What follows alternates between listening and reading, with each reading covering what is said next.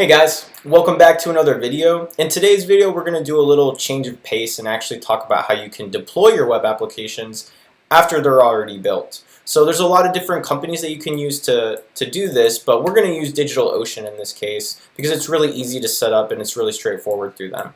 DigitalOcean is just a web hosting provider or a cloud computing service that is basically going to create virtual machines for you that you can use to deploy your web applications and provide your websites to people on the web. They have a nice little promotional credit going on right now, so you get $50 free for the first 30 days. And so you can basically test out this tool and see if it's right for you free of charge. So what I'm going to show you how to do in this video is create a project through DigitalOcean, set up a virtual machine with them that we're going to use to serve our website, and then set up a domain name. So we're going to go buy a domain name, and then we're going to set it up and have it hosted through DigitalOcean, all managed through them. And then at the end, we're going to create a SSL certificate that we can use with Certbot that is going to be completely free. We're not going to have to pay anything for it. You know, some websites will charge you like $10, $20 for this, but we can do it completely free with Certbot, which is this command line tool provided to us by Let's Encrypt. So at the end, what we're going to have is we're going to have a simple React web application that you can use. It uses AMP charts, and it's just a little simple charting thing with bar graphs. And we're going to link it with our domain name. The one that I did was Anime Sales. It's the one that I bought. You can use whichever one you want, obviously. And then you're going to see that we have this free SSL certificate set up for our web application, so all of our users know that it's secure. Okay, so that's what we're going to get into today. It should be quick and straightforward, so why don't we go ahead and get started. Okay, so first thing you're going to need to do, obviously, is create an account. So go ahead and do that, and after you're done, what we're going to do is we're going to sign in.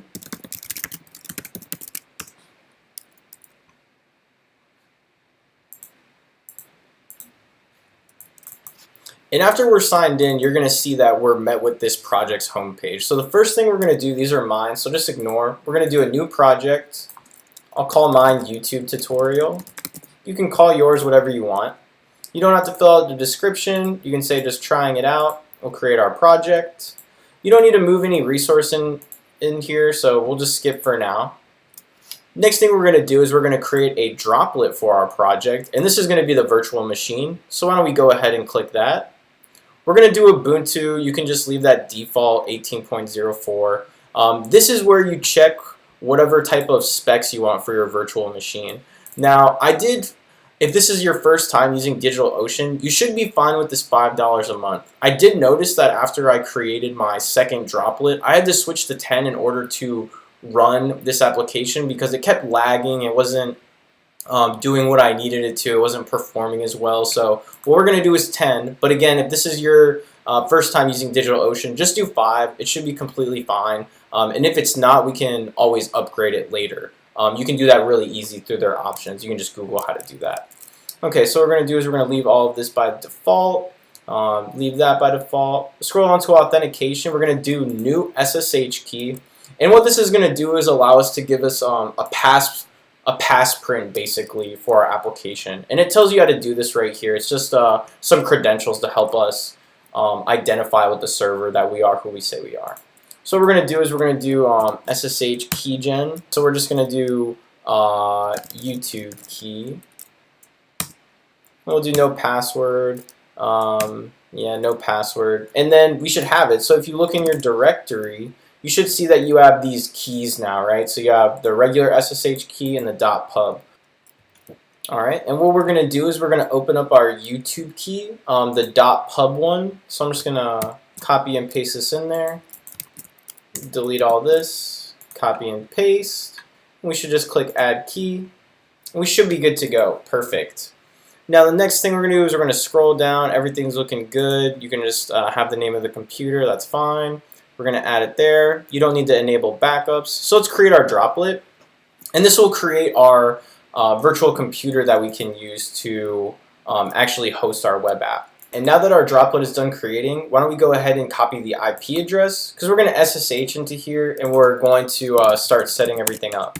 So I'm going to go back to where I copied my key. We're going to do a simple command to log into our server. It's just going to be SSH-I, the relative path to your key, so mine is right here, YouTube-key. And then we're going to do root at, and then you're going to paste in that IP address that you copied. So you can just click yes.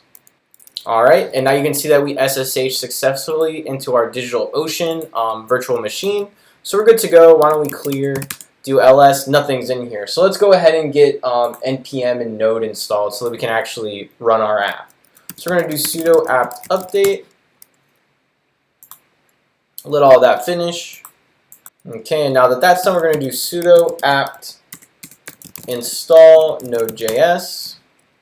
We'll just click yes. Next, we're going to do sudo apt install npm. Just click yes. And now that that's done, let's check our versions. We'll do Node.js-v. That's looking great. And then we're going to do npm-v. Okay, so you might see this, you might not. If you have version 6, you can completely ignore this step. But if you have version 3, then we need to fix that because bash is storing the incorrect version of npm due to the shell cache. So why don't we get rid of that real quick because we want version 6. So we're going to do a sudo npm install -g npm. This will install it globally. So make sure you run this or this won't work. Alright, perfect. So now we're going to do npm-v again. You can see that it's still the incorrect version. So to fix that, we're going to do #-d npm. This will dehash it from the cache. And now we'll do npm-v. And you can see we have the correct version. Alright, perfect. So it looks like we're all set up with npm and node. Why don't we do git status? Okay, so git, not a git repository, perfect. I just want to see if git was installed or not. It is by default, so we're good on that. So what we're going to do is we're going to do make directory, or actually what we're going to do, we don't even need to make a directory. We're going to clone our project that I have set up for us. So this link will be in the description. It's just going to be the base repository that we work off to get our app up and running so you guys see something on the screen. So I'm just going to copy this to my clipboard. We're going to do git clone and then paste that in there. Everything is looking good. Let's go into our DigitalOcean tutorial. And now we just need to do npm install in all of the folders that we have. So let's do npm install from the root. And then when that's done, let's go into the server. We'll do npm install from the server directory because they're all basically their own npm sub-projects, I guess you could say, or sub-directories. Alright, perfect. So let's do cd. We'll go into our client directory, cd client, and then we'll do npm install. Okay, so next thing we're going to do before we do our SSL certificate is we're going to go set up our domain name. So why don't we do namesilo.com. That's where I buy my domain names. You can obviously do it however you want, but I'm just going to show you how to do it through them. So I'm going to put in my credentials and log in. Alright, so after you log in, basically we're just going to click this register tab to buy a domain name. I'm going to show you guys how to do that real quick. We'll go through it. Why don't we look for Zookeeper Tycoon. We'll look for that domain name. You can see that they have it. A little expensive, $9. You can, again, use whichever one you want, whatever name hosting provider or name registrar, domain register. Okay, so we're going to click register, check domains. All of these you can basically leave their defaults, auto renew, yes, that's fine. Privacy setting, do who is privacy. That will prevent some protection on people getting a hold of your data through, like who's owning the domain name, and so that companies don't get that information about you knowing that it's yours. We'll do this. You can just leave that by default. We'll do continue. You can click, however you want to pay. I'll just type in my credit card information for you real quick. Just kidding. I'm not going to do that. Okay, so you'll just go through and then you'll click place my order and it will pop up. If we go to home, we go to manage my domains. It will pop up right here. So these are the 3 that I have right now. You can see that they're all hosted with DigitalOcean. But I'm going to do learn to deploy. So that's the one that I just bought. So we're going to click here. And it's actually going to be really easy how we change this. So if you go to name servers, we're going to click change so that we can update all the different name servers for here. Alright, so this is what we're going to do. We're going to go over to DigitalOcean in our project. we're going to click right on these dots right here, click add a domain for our virtual machine that we have. We're going to enter in our domain. We're going to call it learn to deploy. That's one that I have. Or you're going to type whichever one that you have. .com. Click add. You can see that was added to our project. And now we're going to take all of our name servers, which are right here. So let's copy and paste all of these and change it right here. So we have name server 1, name server 2, and then name server 3. We'll get rid of those periods. Alright, perfect. So that's all we have to do on the name silo side. So we're going to click submit. And this is just going to basically tell name silo that now we're going to manage the domain through DigitalOcean. Alright, then we're going to go back to DigitalOcean, and the only things that we're going to add is a CNAME. You can see that we already have our A record, so that's fine. So let's click CNAME. We're going to click @ and then we're going to give it the alias, which is going to be learn to deploy. So deploy.com. And actually, instead of this, sorry, we're going to do www, not @ my mistake. And then we're going to create that record. And we should be good to go. So this is going to just tell it to redirect to our domain name whenever it hits any of these different type of URLs that people search for. Okay, so now that we have all of our records set up for our domain name, the only thing that's left for us to do is the Certbot stuff. So why don't we go ahead and go back to our terminal with our server. You can SSH back into it if you closed it. And we're going to run some simple commands. So why don't we do sudo add-app.repository ppa certbot/certbot. Okay, so we're just going to install some stuff. I'm going to press enter to continue. And this is going to get our free SSL certificate so we can finally deploy our app on our web server and get everything running on the web. Now let's do sudo app-get update. Let's do sudo app-get install certbot. We'll say yes. Alright, and then we're going to do sudo certbot, cert only, so it's just going to give us our certificate, standalone, -- preferred challenges, so this is just a little prefix for how we want to set it up, http-d, and we're going to do learn to deploy.com, and obviously whatever your domain name is, you will just change that right here with my learn to deploy. We'll click enter. Oh, and it looks like I did a little spelling error, so instead of preferred, we're going to do preferred. Click enter.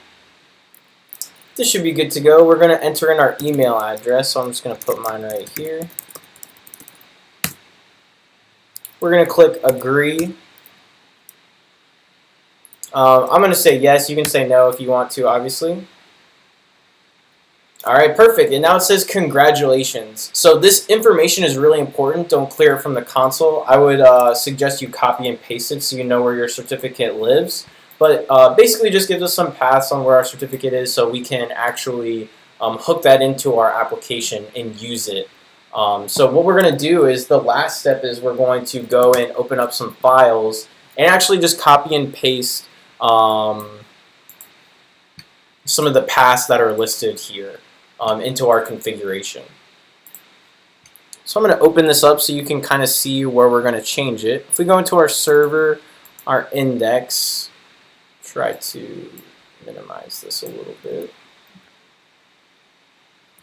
Alright, I'm going to scroll down to where we use our certificates. So you can see right here that I use some certificates for my for the application that we have. And what we're going to do is we're just going to change out these ones right here with the different file path. And we can just do that on the server. That's just telling it, hey, this is the path to the SSL certificate. This is what I want to use to authenticate. And this is built into the server architecture that we have on how we're deploying and serving our build assets and all the code for our web application. So I'm going to minimize that. And we're going to go into our server. And we're going to edit our index.js file. And we're going to do vim index.js so we can actually edit this. Press I on your keyboard so that you can have this insert mode. It's right here. And we're going to just scroll down. And right here, we're going to actually change the file paths. So this should look basically identical to what you got in that little log that I told you to copy and paste. But basically, you're just going to change this whatever your domain name is. So mine is learn to deploy. This one is going to be learn to deploy. And then learn to deploy again. Alright, and after we have all that, you're going to do escape on your keyboard. And then you're going to do shift:, WQ so it saves and flushes our write changes and then quits the editor. Alright, and then if we do vim index again, we should see that our changes are saved. Alright, perfect. You can see that we updated the SSL certificate path. So to get out of this, we're just going to do escape, shift:, and then do Q with an exclamation mark. Alright, perfect. So that's looking good to me. We should be good to run and deploy this now. So why don't we cd to the root and do npm run production build. And let's see what we get. Alright, so I'm going to do pm2 list to see if it's running. You can see that it's eating up a lot of memory. This is definitely my fault because of the build and stuff. I didn't optimize the build, just create React app. So if you see that, just know that that's my fault. So we're going to do learn to deploy.com and let's see if our application is all set up. Alright guys, perfect. You can see that we have our SSL certificate. You can see that this now maps to our domain and we have a full functioning application. In addition to that, if we go to inspect element, or we open this up and dock it to our browser, you can see in the console, no errors, that's good. But what I really want to look at is the sources tab. Where is the sources tab? Okay, wow, I cannot find the sources tab on this thing. So we're just going to open it up in Google Chrome real quick just so I can see it. So I just wanted to point it out that you can see that all of our assets are now bundled really nicely together with Webpack and a couple of other configuration settings you can see in our Git repository. So this will just make it so that people can't see that source map in our application. They can't see the actual files that we're writing to and such, so that all of your code is kind of hidden. You know, if you have like a really delicate project and you don't want people to see the code that you wrote, you can always click here in the sources tab and make sure that that is true. And I think it's just like generate source map equals false in one of the environment variables. Okay, perfect. So I hope that that helped and you guys have a better idea of how you can get started with DigitalOcean and get free SSL certificates so you don't have to do all that nonsense and buy it and go through hosting providers and spend pretty pennies on stuff like that. I also know that the build size for this, the bundle size, is really large. That's something that we're going to be tackling in a different video that I kind of want to go through and show us how we can create an application without create React app and actually have a lot more control over our Webpack settings and getting a nice Webpack bundle size. I think this one is like maybe like 3 megabytes or something like that. And that's all because of the amcharts library. It comes prepackaged with a lot of import statements. And that's something that I'll go over in a different video.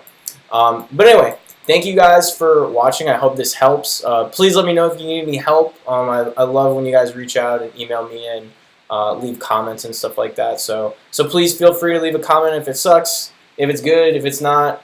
Email me if you need help. Let me know. And yeah, thank you guys so much for watching. I really appreciate it. And I will see you guys in the next video.